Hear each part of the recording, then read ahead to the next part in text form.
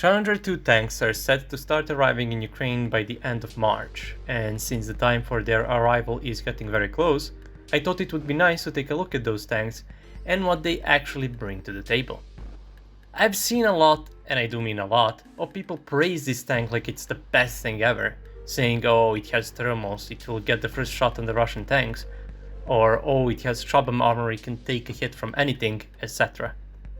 Yes, it is true that it has thermals, but a lot of Russian tanks have thermals too.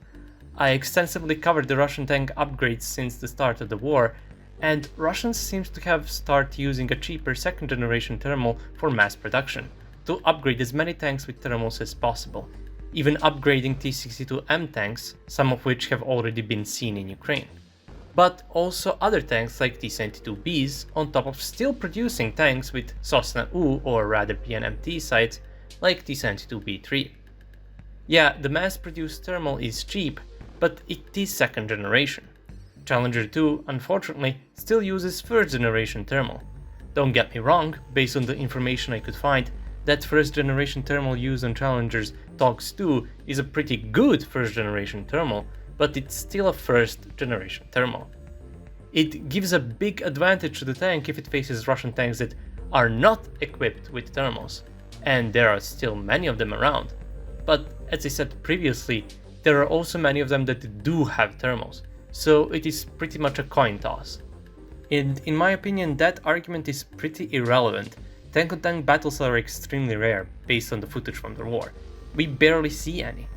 Tanks are mainly used in support roles, to neutralize infantry positions, and Russian and Ukrainian tanks excel in that for one simple reason. They have the high explosive fragmentation shells in their arsenal. Not only that, they are made with the indirect fire ability, so they can also be used as makeshift howitzers if required. There are no fragmentation projectiles for the Challenger 2, the only thing that would come close to that is HESH.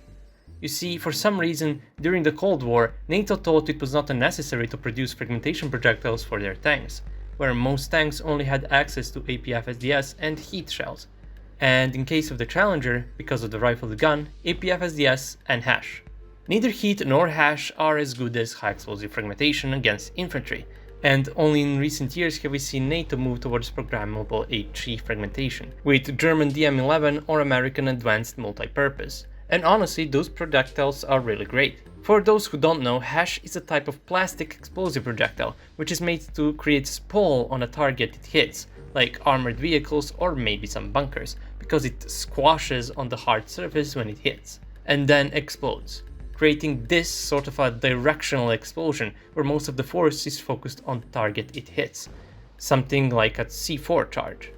I mean, HESH still explodes, but it is clearly an inferior type of projectile to deal with the enemy infantry.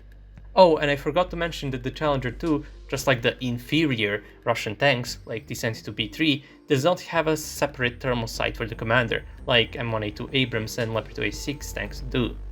The commander can, just like the T-72B3, only see where the turret is pointing through the main gun sight. Now, the protection of the turret does appear to be great. The armor used is Dorchester armor though, not really Chobham. But the protection is riddled with problems. First of all, if the tank does not receive the Theater Entry Standard upgrade when being deployed to Ukraine, it will leave both hull sides and hull lower front plate pretty vulnerable to any threat. The reason for that is the fact that both areas are just simple steel armor without composites. Of course, it is possible that Ukrainians would then upgrade the tanks with explosive reactive armor on those areas, which would mitigate the problem somewhat, but nevertheless it should be mentioned. But now, the biggest problem about the tank is that, unlike its NATO counterparts, Abrams and Leopard 2, it does not feature any form of blowout panels or blast doors for the ammunition. The ammunition, more importantly the propellants, is mostly stored around the tank's hull, and can, just like is the case with the Russian tanks, lead to catastrophic ammo detonations, and even the turret flying off. This has happened already in one friendly fire incident, where the tank's ammo detonated and led to the turret jumping off the hull. There is ammo storage in the rear turret bustle, but it appears to be reserved for the actual projectiles. And APF-SDS projectiles cannot blow up, and since HESH is a plastic explosive, it is pretty resistant to unwanted detonation as well, since it is pretty heat resistant.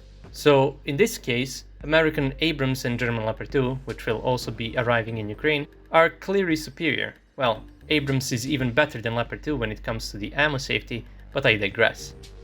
But all of this does not mean that Challenger 2 is a bad tank for Ukraine, quite the contrary. It is superior in many ways to what Ukraine has been operating so far. Most importantly, it has an actual decent reverse speed. The firepower is also decent. Most modern MPF-SDF projectiles can probably deal with a lot of Russian tanks. Speaking of which, I've heard some people say how UK is no longer producing ammunition for the 120mm rifled gun, and that it's a problem because they won't be able to supply Ukraine with the adequate amount of ammunition for Challenger 2s. But do you really believe they just destroyed all of the ammo they have made so far? I don't believe they did. I believe there are still thousands of projectiles that can be sent to Ukraine. If that was the case, they never would have even considered sending Challengers to Ukraine, but yet here we are. Now back to the Challenger actually not being bad. Ukraine needs tanks, that is an indisputable fact. The more tanks they get, the better, and Challenger 2, while being problematic, is not necessarily bad, especially not for Ukraine. That would be all. If you like my content, you can consider supporting me on Patreon. Thank you all for watching, and I'll see you all in the next video. Have a nice day.